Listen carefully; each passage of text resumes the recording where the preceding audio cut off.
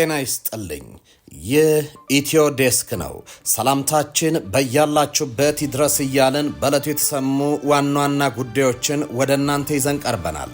ቻናላችንን ላይክ፣ ሼር እና ሰብስክራይብ ታደርጉ ዘንድ እየጋበዝን የዕለቱን ዜናዎች አበይት ነጥቦችን በማስቀደም አሁን እንጀምራለን። ኢሳያስ እንዳሉት አደረጉ። የተፈራው ሊሆን ነው። አሰብ ላይ የሌላ ሀገር ጦር እንዲሰፍር ተስማምቷል።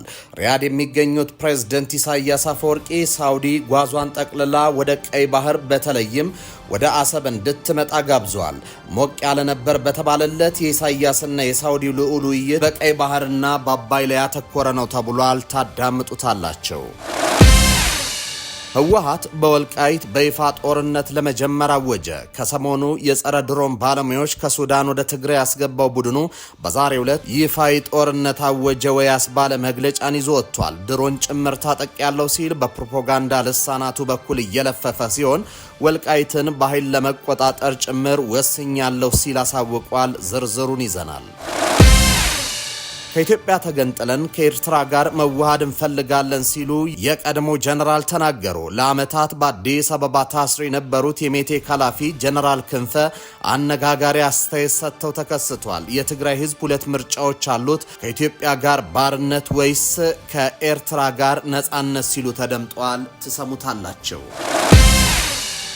የፕሬዝዳንት ዶናልድ ትራምፕ አስተዳደር በስደተኞች ላይ የወሰደ ካለው ጠንካራ እርምጃ ጋር በተያያዘ የአሜሪካ የአገር ውስጥ ደህንነት መስሪያ ቤት ከሁሉም የከፋ አደገኛ የውጭ ዜጋ ወንጀለኞችን ዝርዝር ይፋ ባደረገበት ወቅት 9 ኢትዮጵያን በዝርዝር ውስጥ መገኘታቸው አነጋጋሪ ሆኗል። ትሰሙታላቸው። የተወደዳችሁና የተከበራችሁ ተመልካቾቻችን አሁን በዝርዝርና በትንታኔ ወደምንመለከታቸው ጉዳዮች ተሻገርኩኝ።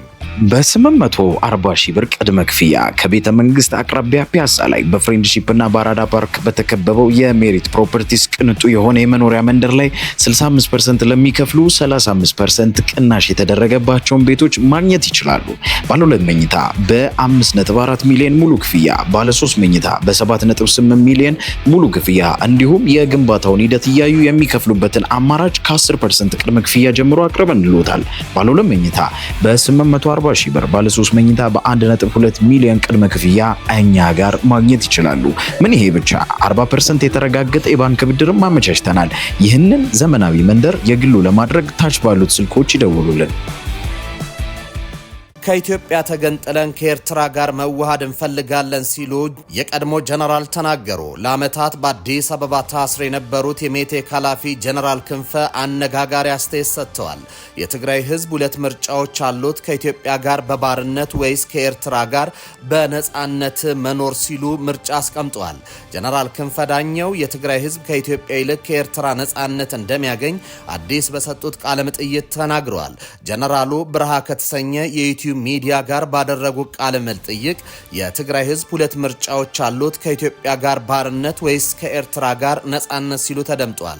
ከእስር ከተፈቱ በኋላ አልፎ አልፎ አነጋጋሪ ሀሳቦችን በመሰንዘር የሚታወቁት ጀነራል ክንፈ ዳኘው ትግራይ ነጻ ሀገር መሆን አለባት የሚለው አቋማቸውን ደግመውታል። እንደ ጀነራሉ እምነት ትግራይ የኢትዮጵያ ካልሆነ መቀጠል የሚበጃት ስላልሆነ በአነስተኛ መስዋዕትነት ሀገር መሆን አለባት ብሏል። በአሁኑ ወቅት ወደ ቀደመ ጦርነት ሁኔታ እየተመለሰች ያለችው ትግራይ የኢትዮጵያ መንግስት ቁጥጥር ስር መግባት እንደሌለባት ጀነራሉ ተናግሯል። በትግራይና በኢትዮጵያ መካከል ያለው ብቸኛ የግንኙነት መስመር የፕሪቶሪያው ስምምነት ነው ያሉ ሲሆን ከዚህ ውጪ ምንም አይነት ማሰሪያ የለም ብለዋል። አሁን ባለው ነባራዊ ሁኔታ የትግራይ ኃይሎች ከጠቅላይ ሚኒስትር አብይ አህመድ አስተዳደር ይልቅ ከኤርትራ ጋር መወዳጀት እንደሚሻላቸውም ጠቁመዋል። የትግራይ ኃይሎች ከኤርትራም ይሁን ከፋኖ ጋር ስለሚኖራቸው ግንኙነት ስልታዊ ወይስ ቋሚ የሚለውን ጉዳይ በግልጽ መበየን እንደሚጠበቅባቸውም አክለዋል። ትግራይ በአነስተኛ መስዋዕትነት ሀገር መሆን አለባት ብለው የሚያምኑት ጀነራሉ የአገረ ትግራይ ምኞት የሚፈጸመው በፖለቲካ ቁርጠኝነትና በህገ መንግስቱ አንቀጽ 39 መሰረት መሆኑን ጠቁመዋል። የትግራይ ሀገርነትን ለማደናቀፍ የሚንቀሳቀስ አካል ካለ ለመመከት ወይም በኃይል አማራጭ ለመጨረስ መዘጋጀት እንደሚያስፈልግም ጀነራሉ ገልጿል። ስለ አሁናዊ የኢትዮጵያ መንግስት የትግራይና ኤርትራ ውጥረት የተጠየቁት ጀነራሉ ጀነራሉ ግጭት ከተቀሰቀሰ የውክልና ጦርነት እንደሚሆንም ተናግሯል። በኢትዮጵያና ኤርትራ መንግስት መካከል በባህር በር ጉዳይ ጦርነት የሚቀሰቀስ ከሆነ ሌሎች ኃይሎች በውክልና የሚያሳትፍ እንደሚሆንም ጠቁመዋል። በቀጠናው የሚቀሰቀስ ጦርነት በባህሪው የውክልና ጦርነት ነው ያሉት ጀነራሉ የኢትዮጵያ መንግስት ያነሳው የቀይ ባህር ጥያቄ የተባበሩት አረብ ኤምሬቶች ፍላጎት ነው ሲልም ያጣጥላሉ። ምንም እንኳን ጀነራሉ ጥያቄው የውክልና ጉዳይ ነው ቢሉም ኢትዮጵያ መፍትሄ ያላገኘ ታሪካዊ የባህር በር ባለቤትነት ጥያቄ እንዳላት ይታወቃል። ጀነራሉ በኢትዮጵያና በኤርትራ መካከል ሊቀሰቀስ ይችላል ያሉት ጦርነት ትግራይን የውጊያ ማዕከል ሊያደርግ እንደሚችልም ጠቁመዋል። ትግራይ የኤርትራና የኢትዮጵያ የውክልና ጦር ሜዳ እንዳትሆን ከወዲሁ ስልታዊ ዝግጅት ማድረግ እንደሚገባም ጀነራሉ መክሯል። ሁሉም የፖለቲካ ኃይሎች ትግራይን ወደ ሀገርነት ለማሸጋገር በጋራ መቆም እንዳለባቸው ጀነራሉ መክሯል። የትግራይ ፖለቲካ ኃይሎች ጌታቸው ረዳን ጨምሮ በህዝብ ፍላጎት ላይ የተመሰረተ ነው ያሉትን የመገንጠል አጀንዳ እንደሚያቀነቁን ይታወቃል። የትግራይ ኃይሎች በብዛት በህዝብ ፍላጎት ላይ የተመሰረተ ነው ያሉትን የመገንጠል አጀንዳ እያቀነቀኑ ይገኛሉ። ኢሳያስ እንዳሉት አደረጉት። የተፈራው ሊሆን ነው። አሰብ ላይ የሌላ ሀገር ጦር እንዲሰፍር ተስማምቷል። ሪያድ የሚገኘው ፕሬዝደንት ኢሳያስ አፈወርቂ ሳውዲ ጓዟን ጠቅልላ ወደ ቀይ ባህር በተለይም ደግሞ ወደ አሰብ እንድትመጣ ጋብዟል። ሞቅ ያለ ነበር በተባለለት የኢሳያስና የሳውዲው ልዑል ውይይት በቀይ ባህርና አባይ ውሃ ላይ ያተኮረ ነበር ተብሏል። የኤርትራው ፕሬዝደንት ኢሳያስ አፈወርቂ ሳውዲ አረቢያ እንደ ናይል ተፋሰስና ቀይ ባህር ባሉ ቀጠናዊ ጉዳዮች ላይ ያሏትን ተሳትፎ እንድታሳድግ እንዲሁም ለቀጠናው ሰላም ከፍተኛ አስተዋጽኦ እንድታደርግ ጠይቋል። ሳውዲ አረቢያ በእነዚህ በወሳኝ ቀጠናዊ ጉዳዮች ላይ ምክክር ለማድረግ ወደ ኤርትራ ልዑክ እንደምትልክም ገልጻለች። ለአራት ቀናት የሥራ ጉብኝት በሪያድ የሚገኙ ፕሬዝደንት ኢሳያስ ይህን ጥያቄ ያቀረቡት ከሳውዲ ልዑል አልጋወራሽ መሐመድ ቢን ሰልማን ጋር ንግግር ባደረጉበት ወቅት እንደሆነ የኤርትራ የማስታወቂያ ሚኒስትር አቶ የማነ ገብረ መስቀል አስታውቋል። ኢሳያስ ማክሰኞ ዕለት ወደ ሳውዲ ያቀኑት በንጉስ ሰልማን ቢን አብዱልአዚዝ አልሳውድ ግብዣ እንደሆነም ተገልጿል። በሪያድ ከሳውዲ መንግስት ከፍተኛ ባለስልጣናት ጋር ስብሰባዎችን እንደሚያደርጉ የማስታወቂያ ሚኒስትሩ ጠቅሰው ነበር። የማስታወቂያ ሚኒስትሩ በኤክስ ገጻቸው ያጋሩት መረጃ እንደሚያመለክተው ኢሳያስ በአል ያማማ ቤተ መንግስት ተገኝተው ከሳውዲ አልጋ ወራሽ ጋር ሰፊ ንግግር አድርጓል። የሁለቱ መሪዎች ንግግር በሁለትዮሽ ግንኙነት እንዲሁም ለሁለቱ ሀገራት ወሳኝ ጥቅም ባላቸው ሌሎች ጉዳዮች ላይ ያተኮረ እንደነበረም አመላክቷል። ሞቅ ያለ እንደነበር የተገለጸው የሁለቱ መሪዎች ውይይት አገራቱ ያላቸውን ታሪካዊና ወንድማማቻዊ ግንኙነት የተነሳበት እንደነበርም ጠቅሷል። ሁለቱ ሀገራት ኢኮኖሚያዊ ትብብሮች ላይ ያላቸውን የሁለትዮሽ ግንኙነት ለማስፋት ያላቸውን ተስፋና እድል ላይ ያተኮረም እንደነበር ተገልጿል። ፕሬዝደንት ኢሳያስና ልዑል አልጋ ወራሽ መሐመድ ቀጠናዊ ጉዳዮችን በተመለከተ ያደረጉት ውይይት ወቅታዊ ሁኔታን በተመለከተ ምልከታ ለመለወጥ ያንጠነጠነ እንደነበረ የማነ በልጥፋቸው አስረድቷል። ቀጠናዊ ጉዳዮች ተብለው የተጠቀሱት የአባይ ተፋሰስ፣ የአፍሪካ ቀንድ፣ ቀይ ባህርና የአረቢያን ባህረ ሰላጤ ናቸው።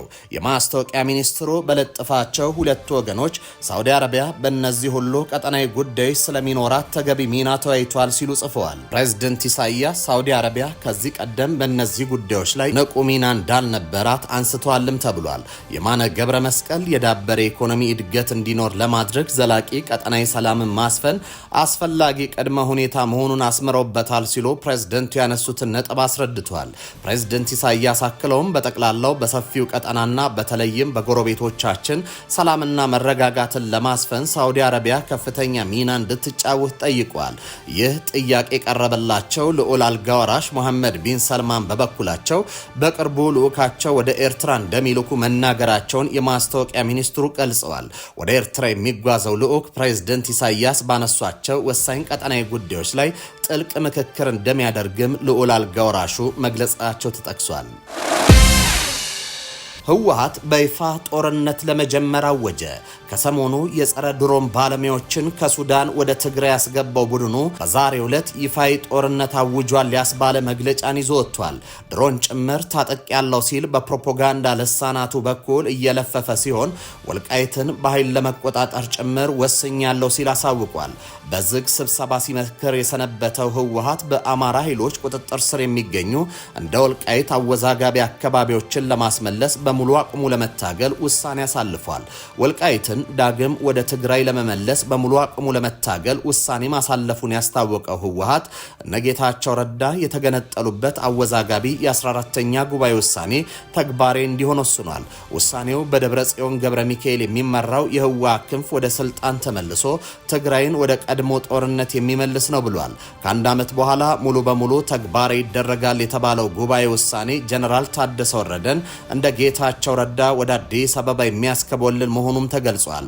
ህወሓት በእርሱ አገላለጽ የትግራይን ህገ መንግስታዊ ሉዓላዊነት ለማስከበር ተፈናቃዮችን ወደ ቀያቸው ለመመለስና በትግራይ ለተፈጸሙ ወንጀሎች ተጠያቂነትን ለማስፈን በሙሉ ኃይሉ ለመታገል መወሰኑን አስታውቋል። ህወሓት ወልቃይትን ለመቆጣጠር ውሳኔ ያሳለፈው ሱዳን ያሰፈረውን አርሚ 70 ለጦርነት እንዲዘጋጅ ትዕዛዝ እንደተሰጠው በተሰማ ማግስት ነው። ወልቃይት ጫፍ የሰፈረው የህወሓቱ ጦር አርሚ 70 ከኮማንዶ ኃይል እስከ ጸረ ድሮን ባለሙያዎች ሰፊ ዝግጅት አድርጓል። ህወሓት ሱዳን ያሰፈረው ጦሩ እስከ አፍንጫው አስታጥቆ ለጦርነት በተጠንቀቅ ሸረሪና ላይ ያሰፈረውን ወልቃይትን ለመቆጣጠር መሆኑን ሲገልጽ ነበር። ወልቃይትን ወደ አማራ ክልል ጠቅልለው የሚያስተዳድሩት እነ ኮሎኔል ደመቀ ዘውዱ የተከዜን ዘብ አደራጅተው እየጠበቁ ይገኛሉ። የህወሓት ማዕከላዊ ኮሚቴ ከሰዓት ባወጣው መግለጫ የፕሪቶሪያ የግጭት ማቆም ስምምነት አደጋ ላይ የወደቀው አደራዳሪ አካላትና ዓለም አቀፍ ህብረተሰብ በፌዴራል መንግስት ላይ ግፊት ባለማድረጋቸው የተነሳ ነው በማለት ወቅሷል። የፓርቲው ማዕከላዊ ኮሚቴ የትግራይ ጸጥታ ኃይል አባላት የኑሮ ሁኔታን ለማሻሻል የሚደረጉ እንቅስቃሴዎች እንዲፋጠኑና የጥቅማ ጥቅም ጥያቄዎቻቸው እንዲሟሉ ውሳኔ ማሳለፉንም አስታውቋል። በክልሉ በመልካም አስተዳደር መስክ የሚታየው ሙስና እጅግ የከፋ ደረጃ ላይ ደርሷል ያለው ህወሓት ማዕከላዊ ኮሚቴ ችግሩ በተደራጀ የጅምላ ንቅናቄ እንዲፈታ ስምምነት ላይ መድረሱን ገልጿል።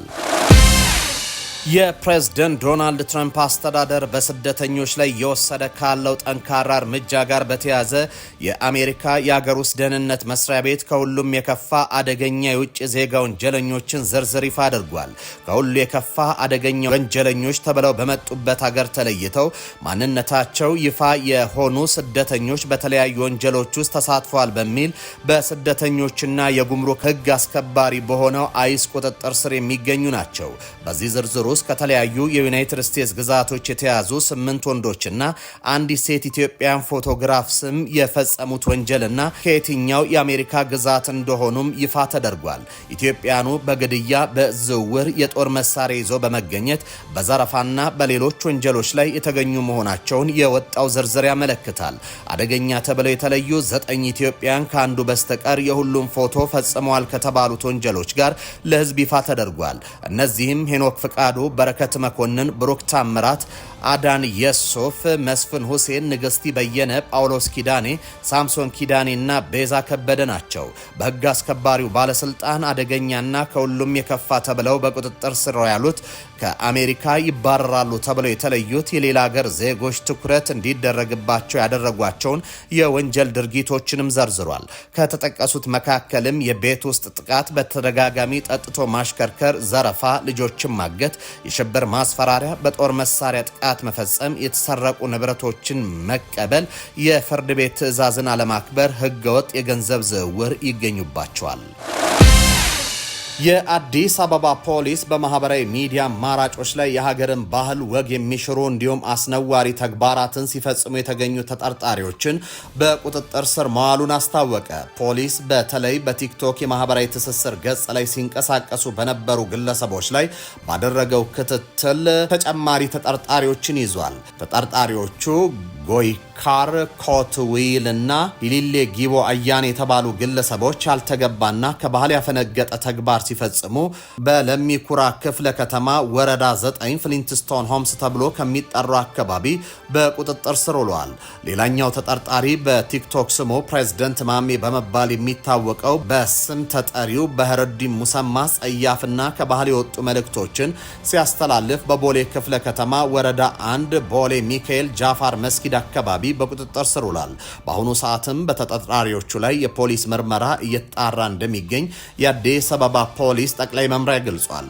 ፖሊስ ካሰራጨው መረጃ ላይ እንደተመለከተው የማህበራዊ ሚዲያ አውታሮች ላይ ትውልድን ለማነስ ከመጠቀም ይልቅ ከሀገራችን ባህል ወግና ስነ ምግባር የወጡ አላስፈላጊ ድርጊቶችን በሚፈጽሙ አካላት ላይ የሚወሰደው ህጋዊ እርምጃ ተጠናክሮ ይቀጥላል ተብሏል።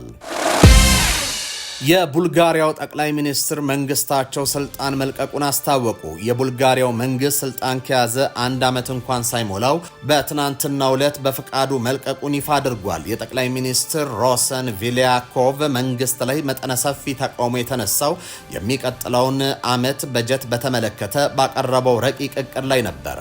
ጠቅላይ ሚኒስትሩ ያጋጠማቸውን ተቃውሞ መሰረት በማድረግም ባለፈው ሳምንት እቅዱ ሙሉ በሙሉ ውድቅ ማድረጋቸውን ቢያስታውቁም ህዝባዊ ቁጣው ግን ሊበርድ አልቻለም። መንግስታቸው ሙስናን ለመከላከል ምንም አይነት ጥረት እንደማያደርግ የገለጹት ተቃዋሚዎች በትናንትናው ዕለት አደባባይ ላይ መጠነ ሰፊ ተቃውሞ ሲያሰሙ ውለዋል። ሰልፈኞቹ ከ10 ሺህ በላይ እንደሚሆኑ የጠቀሱ ዘገባዎች ጥያቄያቸውም ጠቅላይ ሚኒስትሩ ስልጣን ይልቀቁ የሚል እንደነበርም አስታውቋል። ጠቅላይ ሚኒስትር ቪሊያኮቭ ጋዜጠኞችን ጠርተው የኔን ስልጣን መልቀቅ እየጠየቀ ያለው በሁሉም እድሜ ዝርያና ሃይማኖት ውስጥ ያለ ህዝብ ነው። ይህንን ህዝባዊ ጥያቄ በአግባቡ መመለስና መደገፍ ስልጣን ይመስለኛል ካሉ በኋላ ስልጣን መልቀቃቸውን በይፋ አውጀዋል። በቱርክ የአሜሪካ አምባሳደርና የሶሪያው ልዩ መልእክተኛ ቶም ባራክ ቱርክ በጋዛ የሚቋቋመው ዓለም አቀፍ የሰላም ማስከበር ኃይል ኢንተርናሽናል ስታቢላይዜሽን ፎርስ ISF ውስጥ ብትካተት ለቀጠናው መረጋጋት ጠቃሚ እንደሆነ ተናገሩ።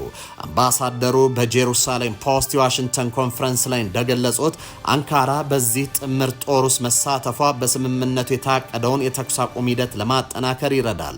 አምባሳደር ቶም ባራክ ቱርክን የመረጡበት ምክንያትን ሲያስረዱ ሁለት ዋና ነጥቦችን አንስተዋል። የመጀመሪያው ቱርክ በቀጠናው ትልቅና ውጤታማ የምድር ጦር ኦፕሬሽን የማካሄድ አቅም ያላት መሆኑ፣ እንዲሁም ሁለተኛው ዲፕሎማሲያዊ ግንኙነት አንካራ ከሐማስ ጋር ያላትን የውይይት መስመርና ግንኙነት ውጥረቱን ለማርገብና ሁኔታዎችን ለማረጋጋት እንደሚያግዝም ገልጿል። ይሁን እንጂ ይህ የአሜሪካ ሀሳብ በእስራኤል በኩል ተቀባይነት እንደሌለው ቀደም ሲል የተሰጡ አስተያየቶች ያመለክታሉ።